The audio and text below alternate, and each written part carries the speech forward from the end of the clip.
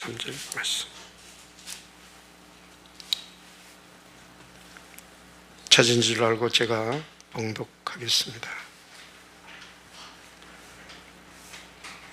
내게 주신 영광을 내가 그들에게 주었사오니 이는 우리가 하나가 된 것 같이 그들도 하나가 되게 하려 함이니이다.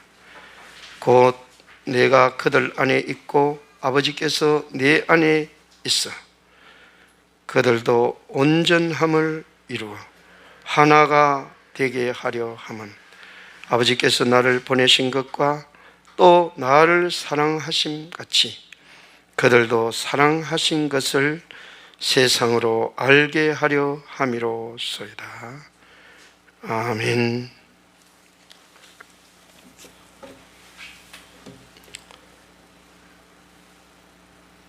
하나님이시여, 오늘도 감당할 수 없는 종이 하나님의 생명의 말씀을 전하고자 이 자리에 섰나이다. 부족한 종의 입술을 성령님께서 주관하여 주셔서 이 생명의 말씀을 전하기에 부족함이 없게 하옵소서. 이 생명의 말씀을 인터넷을 통해서 듣는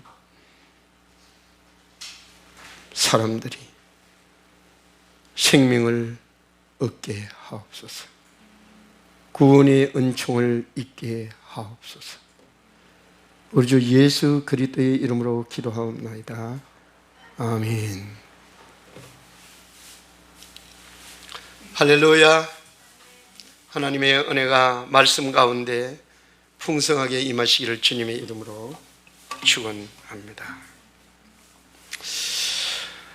오정면 씨가 쓴 세상에서 가장 가난한 부자라는 제목의 에세이는 많은 사람들을 감동시켰다고 합니다. 어떤 주부는 그의 블로그에서 이 책에 대하여 이렇게 얘기했습니다. 자식 키우며 나 자신의 삶이 고되고 가장 힘들 때 읽고 위로가 되어준 감동적인 도서입니다. 그녀는 독후감을 이렇게 소개했습니다. 20마지기 논에 농사를 지어 6남매를 모두 대학 공부시키고 빚 한 푼 져본 적 없는 근면한 아버지인 오정면 씨는 70이라는 나이에도 아랑곳 없이 1년 농사가 끝나면 배낭 하나 덜쳐 메고 아내 문달림 씨와 함께 동남아시아 곳곳에 오지 원주민 마을을 찾아 나섭니다. 이들 부부는 그곳에서 유기농업 기술을 전파시키고 심장병과 장애가 심각한 아이들을 국내로 데려와 자비를 들여 수술시켜 보내는 등 사랑의 전도사 역할을 18년째 계속해 오고 있습니다. 사단법인 대한주부클럽 연합회로부터 훌륭한 아버지상을 받기도 한 오정면 할아버지는 젊은 시절 대한신학교를 졸업하고 고향에서 12년 동안 야학을 운영하는 등 각박한 세상 속에서 가난하지만 행복한 사랑을 몸소 실천하는 나눔의 전령사입니다. 이렇게 블로그에 소개하고 있었습니다. 세상에서 가장 가난한 부자 본문 중에서 감동적 내용 장면을 소개하겠습니다.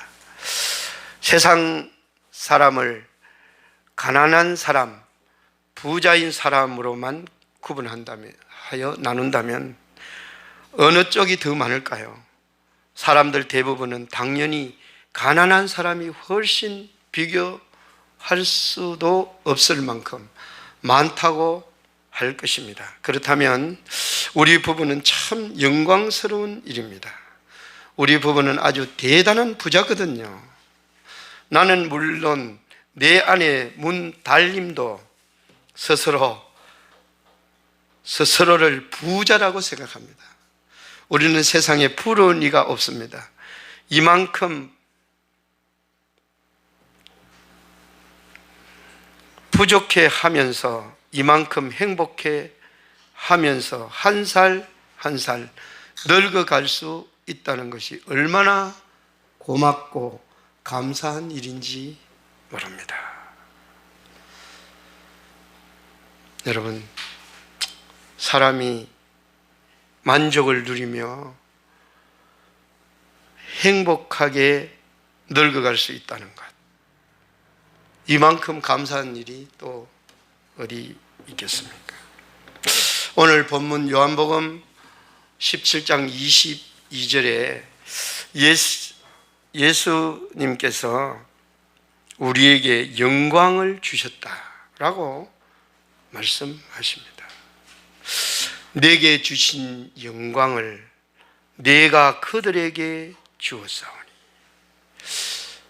내게 주신 영광을 내가 그들에게 주었사오니, 이 무슨 뜻일까요?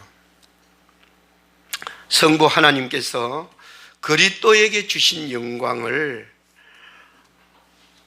예수님이 제자들에게 주셨다라는 것입니다.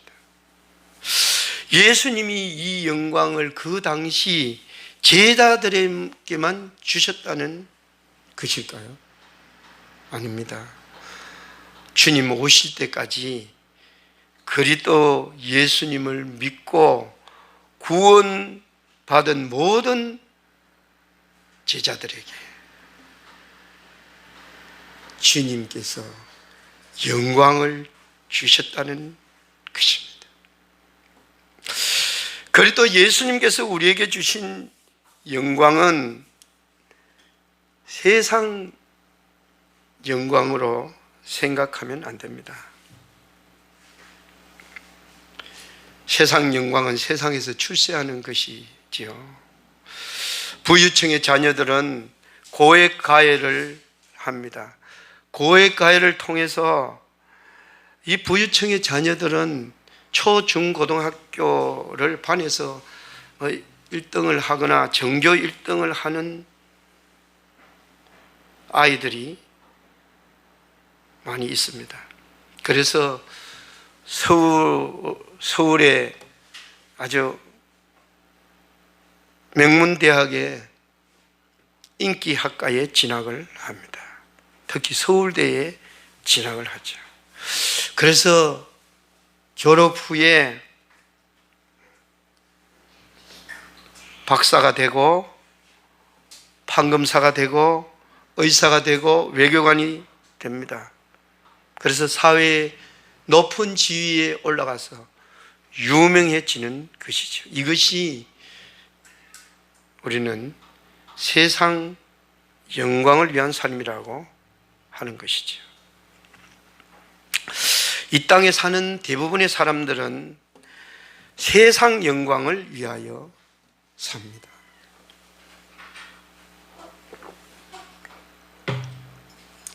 오늘 교회 안에도 세상 영광에 사로잡혀 사는 사람들도 있을 것입니다. 특히 목회자 중에도 오늘 이 시대에 세상 영광에 사로잡혀 대형 교회를 꿈꾸는 사람들이 개중에 다는 아니지만 있을 것입니다. 대형 교회라고 다 나쁜 것이라고 얘기할 수는 없지만, 여러분, 대형 교회는 어쨌든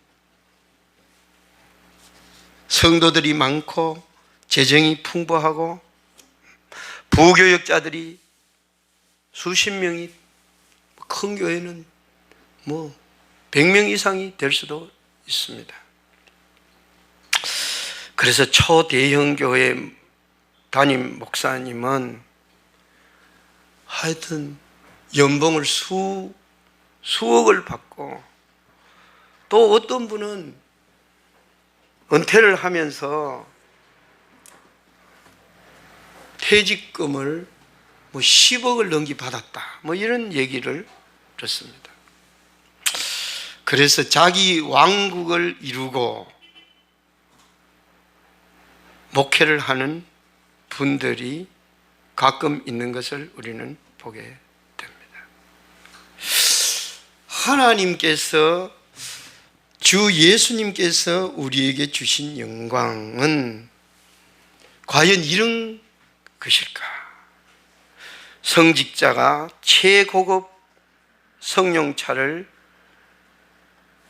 소유하고 초호화 생활을 하는 것, 이것이 과연 예수님이 우리에게 주신 영광인가?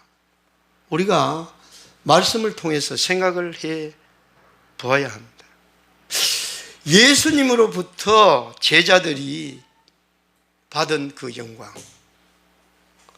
내게 주신 영광을 내가 그들에게도 주었사.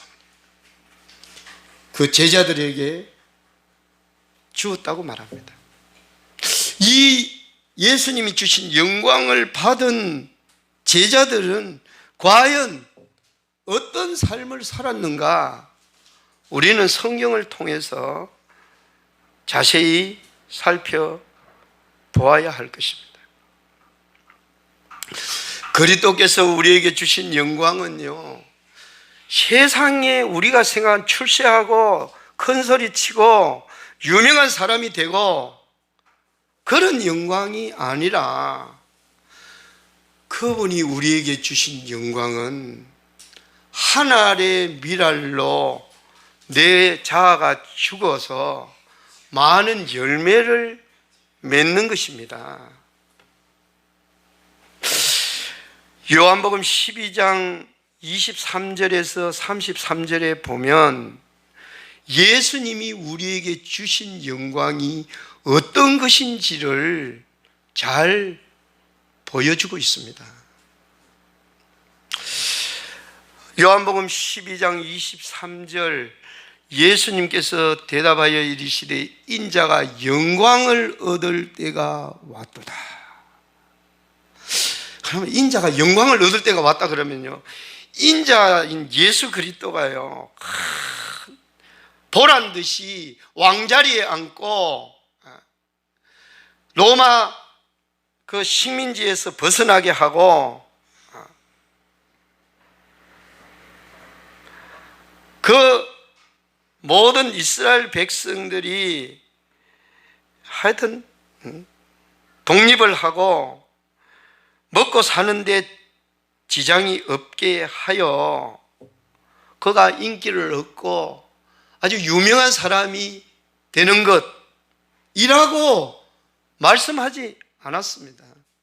예수님께서 500여의 기적을 일으켰을 때에 그들이 예수님을 강제로 잡아가지고 임금 삼으려고 했는데 예수님은요, 한적한 곳으로 도망가셨어요. 인자가 영광을 얻을 때가 왔도다.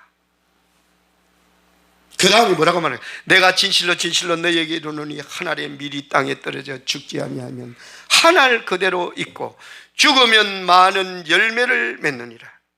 이렇게 말씀하셨어요.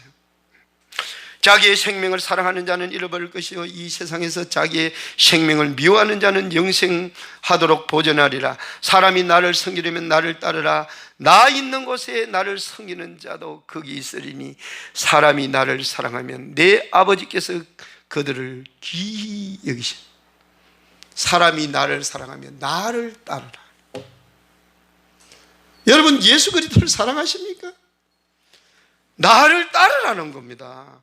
예수님이 가신 길을 따르라, 이렇게 말씀하시면서요, 27절에 지금 내 마음이 괴로우니 무슨 말을 하리요? 아버지여 나를 구원하여 이때를 면하게 하옵소서. 그러나 내가 이를 위하여 이때에 왔나이다. 여러분, 이게 무슨 얘기입니까? 마음이 괴로운 십자가를 앞두고 너무 마음이 괴롭다. 십자가를 지는 것, 인자가 영광을 얻을 때가 왔도다.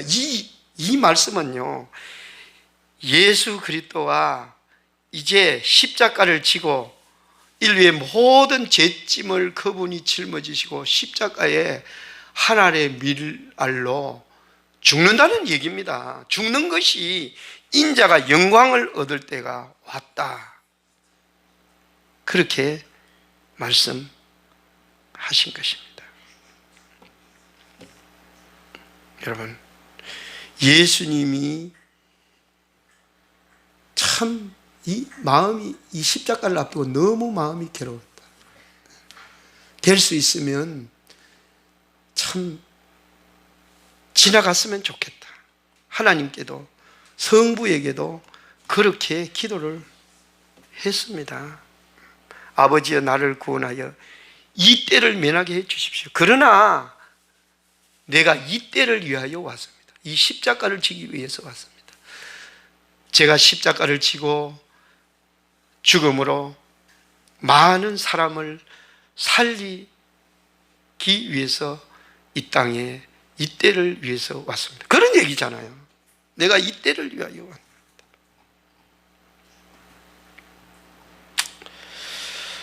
여러분, 예수님이 이 땅에 오시기 700여 년 전에 하나님은 이사야 선지자를 통해서 예수님이 이 땅에 오셔서 고난 당하시고 십자가에 죽으실 것을 미리 말씀하셨는데요, 이사야 53장 5절 6절 보면 그가 찔림은 우리의 허물 때문이요 그가 상함은 우리의 죄악 때문이라. 그가 징계를 받음으로 우리가 평화를 누리고 그가 채찍에 맞음으로 우리가 나음을 받았다. 예수님이요, 창에 찔리고 채찍을 맞고 고난받았고 십자가에 죽으신 것은 우리의 죄악 때문이라는 거예요. 우리의 죄, 이 땅에 구원받지 못할 죄인들 때문에 그가 채찍에 맞았다는 겁니다. 그가 창에 찔렸다는 것입니다. 우리는 다 양 같아서 그릇 행하여 각기 제 길로 갔거늘 여호와께서는 우리 모두의 죄악을 그에게 담당시키셨도다. 우리의 모든 죄를 그분이 다 담당하고 십자가에 죽으신 것입니다. 이것이 영광이라는 겁니다. 여러분, 이보다 더 큰 영광이 어디 있겠습니까? 자기가 희생함으로 하나님의 아들 예수 그리스도가 죽으심으로 그를 믿는 모든 사람을 살려내는 이것보다 더 영광스러운 일이 어디에 있겠습니까? 그래서 인자가 영광을 얻을 때가 왔다. 빌립보서 2장 5절 이하에 보면 너희는 너희 안에 이 마음을 품으라 곧 그리스도 예수님의 마음이니 그는 근본 하나님의 본체시나 하나님과 동등됨을 취할 것으로 여기지 아니하시고, 예수님은 하나님과 동등된 분이었습니다. 그 모든 능력과 존재하심과 그의 전지성과 전능성, 편재성, 이 모든 것들이 그분과 동일하신 분이었습니다. 그러나 오히려 자기를 비워 종의 형체를 가지사 사람들과 같이 되셨고 사람의 모양으로 나타나사 자기를 낮추시고 죽기까지 복종하셨으니 그 십자가에 죽으십니다. 십자가에 죽으십니다. 그러므로 이름으로 하나님이 그를 지극히 높여 모든 이름 위에 뛰어난 이름을 주사 하늘에 있는 자들과 땅에 하나님께서 그를 높였다는 겁니다.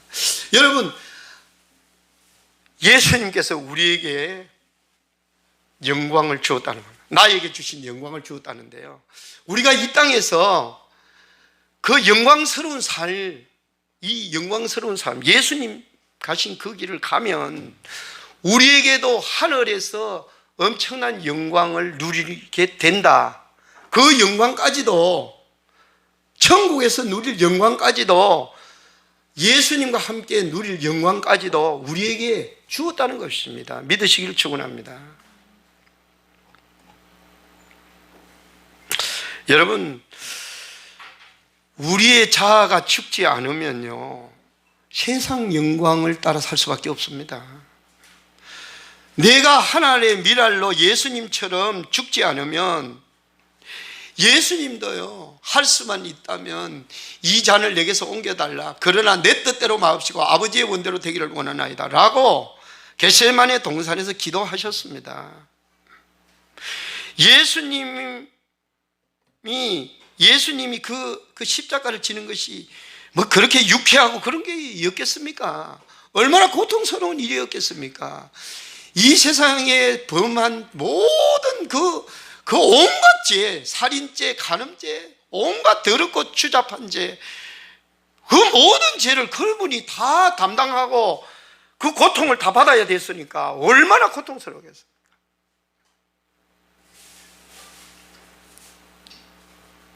우리들도요, 우리 자아가 죽지 않으면 교만할 수밖에 없습니다. 세상 영광을 추구할 수밖에 없습니다. 우리가 하나님의 미랄로 죽지 않으면 그리스도의 사랑을 사람들에게 보여줄 수가 없습니다. 오정면 씨라는 그 70대 할아버지, 그가 자기의 욕심만 부린다면, 자기의 자아가 죽지 않았다면 어떻게 20마지기면 한 마지기에 200평인데 4,000평의 농사를 얼마나 힘들게 지었겠어요. 그 농사 지어가지고 심장병으로 여러 가지 불치병으로 어려움 당하는 아이들을 데려와가지고 자기 자비로 치료해 줄 수 있겠습니까? 자기를 희생할 수 있겠습니까?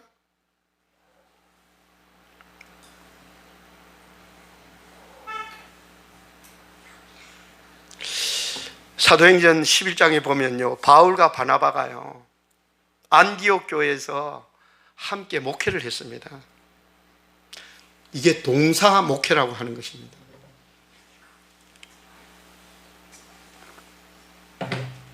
우리 한국 사람들은요, 동사 목회 잘 못해요. 자기가 자꾸 자기 위에서 누르려고 하고 자기가 기득권을 가지려고 하니까 싸움이 나고 결국은 나누어지고 그렇게 돼요. 미국에는 동사 목회를 하는 분들이 가끔 있다더라고요. 어쨌든 이 바울과 바나바가 안디옥 교회에서요 목회를 했는데 엄청난 부흥이 일어났습니다. 진짜 엄청난 많은 부흥이, 지금으로 말하면 초대형 교회로 부흥했습니다. 그런데 주님의 뜻이 어디에 있는지를 간절히 금식하면서 안디옥 교회가 기도하다가 성령님께서 내가 지시하는 그 시키는 사람을 세우라 말씀하셨습니다. 내가 불러 시키는 일을 위하여 바나바와 바울을 따로 세우라. 이 사람들을요, 성령님께서 선교사로 안수해서 선교사로 파송하라는 겁니다. 그래서 이 담임 목사였던 바울과 바나바가 선교사로 파송이 됩니다. 당시 선교사로 파송된다는 건요, 지금도 선교사로 파송된다는 것, 희생을 각오하지 않으면 안 됐지만 그 당시는 더 했습니다. 거기서 걸어서 다녀야 되고요. 지금 선교사들은 뭐 차 타고 다니기도 하고 해요. 그런데 그 당시 바울과 바나바가 선교 나갔을 때는요, 걸어서 다녀야 되고요.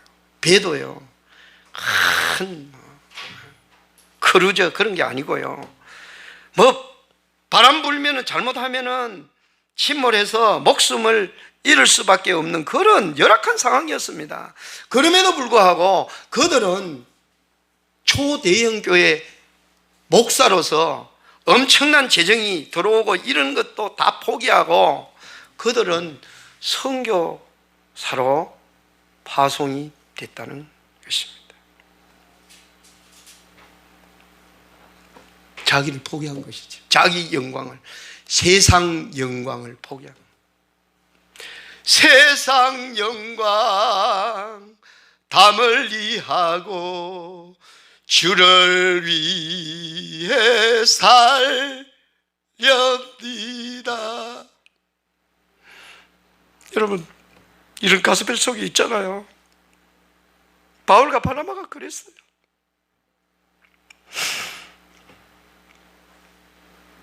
바울의 삶을 보면 너무 부끄러워요. 저는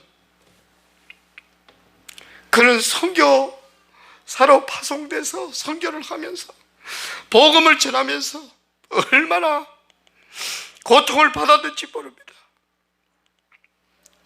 이런 삶이 내가 그들에게 나의 영광을 그들에게도 주었다라고 예수님이 말씀하신 영광인 것을 믿으시길 바랍니다. 바울은 고린도후서 11장 23절 이하에 이렇게 합니다. 내가 수고도 넘치도록 하고 옥에 갇히기도 더 많이 하고 매도 수없이 맞고 여러 번 죽을 뻔하였어.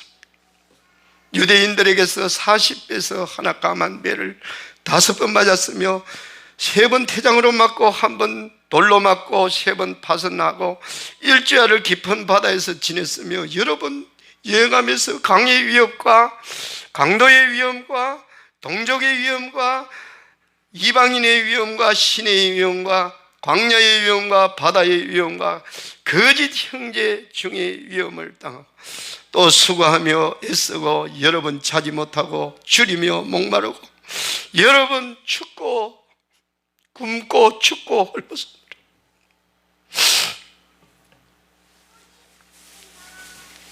바울은 복음을 위해서요 평생을 바쳤습니다.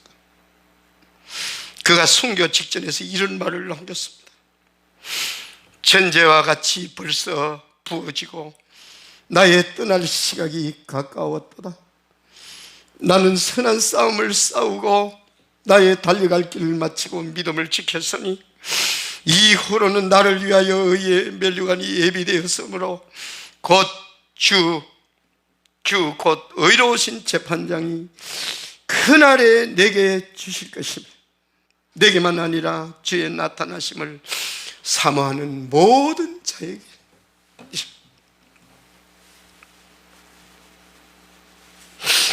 이런 말을 남기고 그는 순교의 제물이 된 것입니다. 주 예수님께서 우리에게 주신 영광은 세상에서 출시하는 것이 아닙니다. 우리에게 그가 주신 영광은 예수 그리스도를 믿지 않는 불쌍한 영혼들에게 복음을 전하는 것입니다. 복음은 말로만 전해지는 것이 아닙니다. 한 영혼을 구하기 위하여 하나님께서 주신 재능과 물질을 사용하는 것입니다. 오늘도 많은 선교사들이 국내에서 안락한 삶을 포기하고 선교의 일선에 나가서 한 영혼을 구원하기 위해서 눈물 뿌리며 오늘도 복음을 전하는 선교사들이 있습니다. 우리가 직접 나가지는 못하지만 우리가 기도로 도울 수가 있고 헌금으로 도울 수도 있는 것이죠. 여러분, 바울과 같이 영광스러운 삶을 살기를 주님의 이름으로 축원합니다. 이런 삶은 우리가 우리의 결단으로 살 수가 없습니다. 그리스도께서 우리에게 주신 영광을 이루기 위한 길은 우리가 그리스도 안에서 온전함을 이루어야 하는 것입니다. 그분이 우리에게 주신 영광의 길, 영광을 이루는 길은 우리 자신이 막 결심해서 그렇게 할 거야, 그렇게 살 거야, 그렇게 한다고 되는 것이 아니라는 겁니다. 우리 인간은 너무나 연약하고 작심삼일이라는 말이 있잖아요. 오늘 23절 보니까, 오늘 보면 23절 보니까 곧 내가 그들 안에 있고, 그들 안에 있다. 예수님이 그들 안에 있대. 그들 누굽니까? 예수 그리스도를 믿는 사람 안에 있대요. 우리 안에 있고, 아버지께서 내 안에 계시어.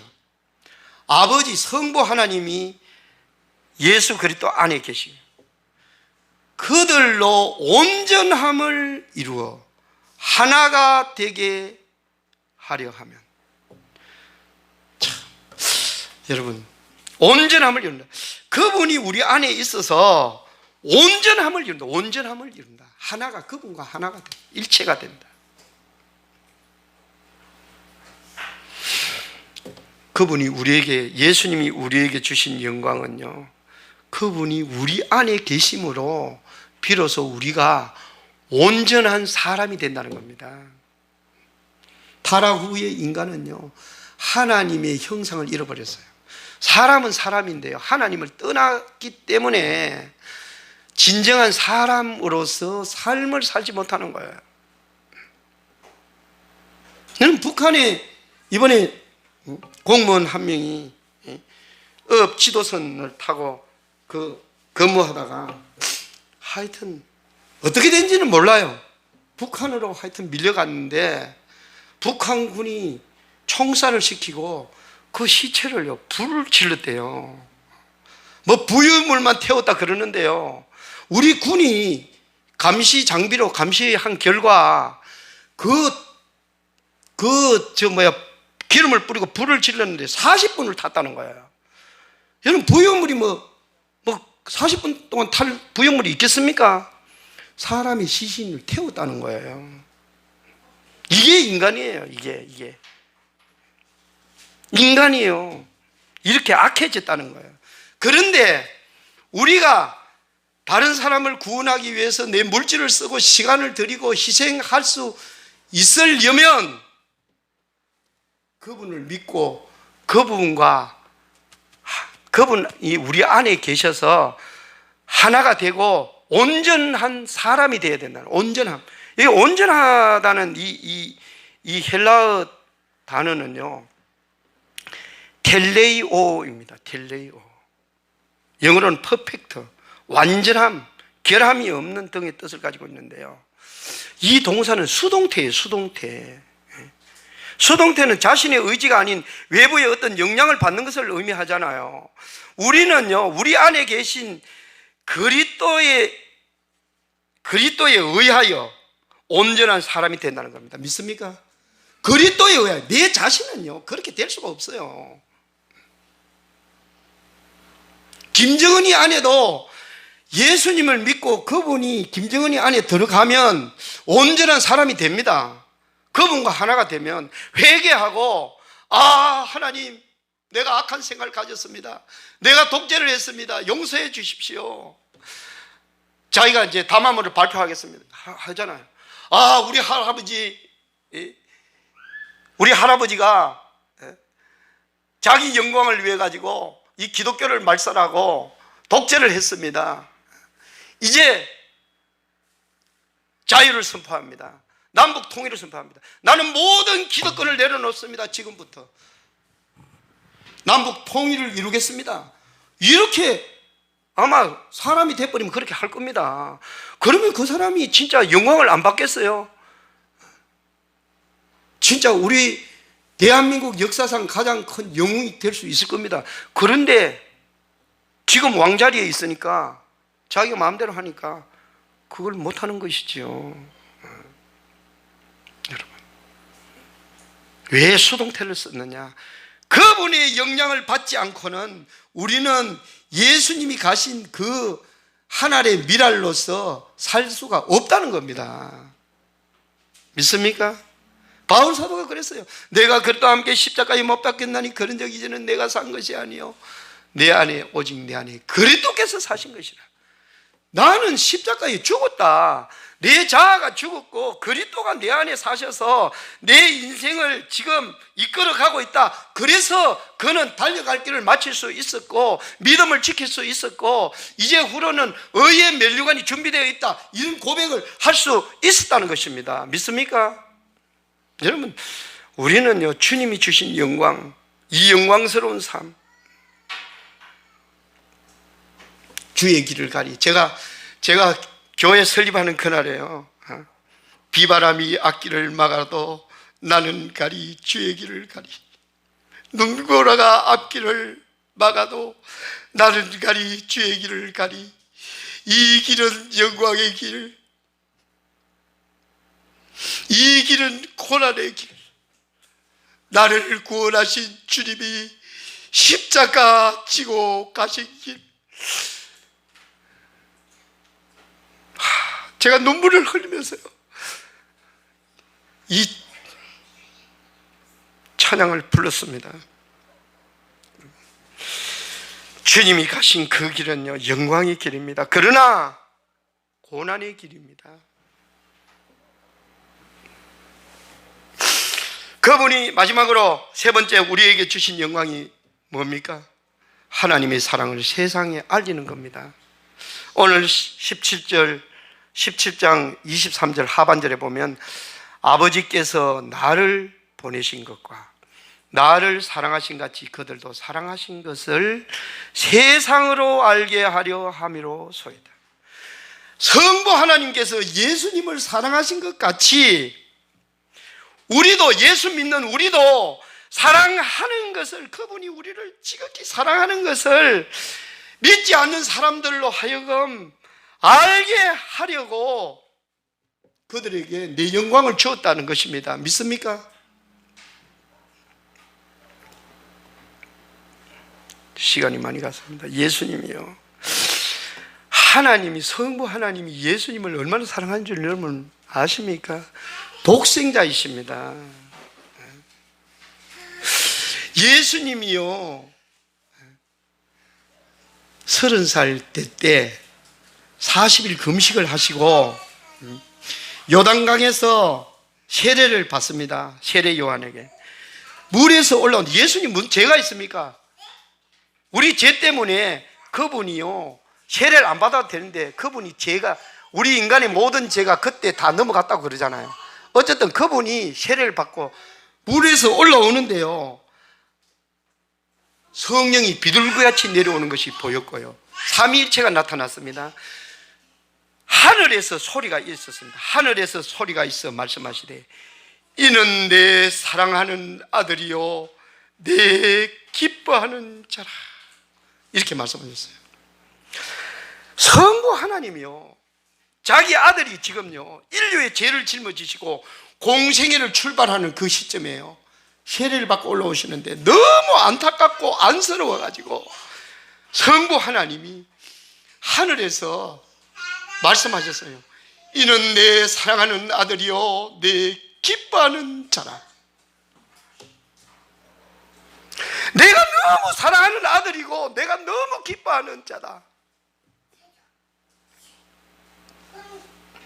그런데 우리 죄인들 때문에 우리가 버림을 당했는데, 예수님 버림을 당했는데 예수님이 십자가에서 뭐라고 말했습니까? 엘리 엘리 라마 사박다니. 무슨 얘기입니까?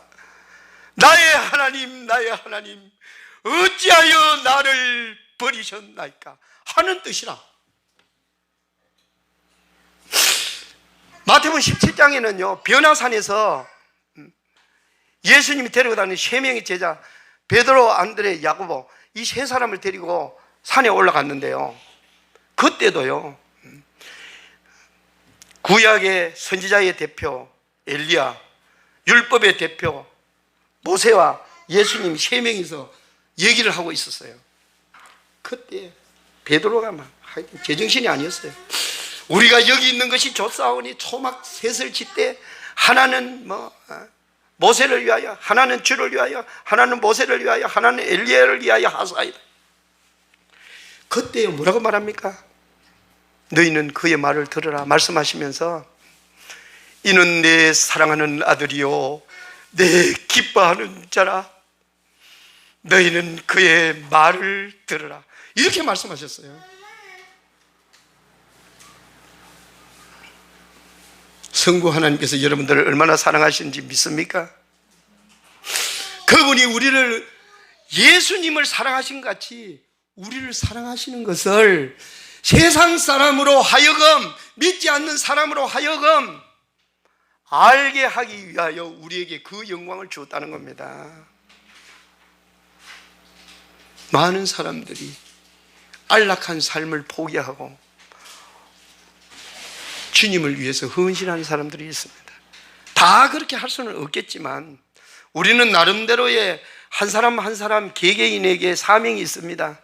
그 사명을 위해서, 우리 그분의 영광을 위해서 우리가 살아야 할 것입니다. 바울처럼 내가 달려갈 길을 달리고 믿음을 지켰으니, 이런 위대한 마지막 이 세상의 삶을 마감하는 그 시간에 이런 위대한 고백을 하시는 저와 여러분 되시기를 주님의 이름으로 축원합니다.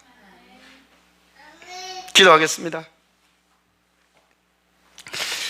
그리스도께서 우리에게 주신 영광은 세상에서 출세하는 것이 아니라는 것을 우리에게 가르쳐 주시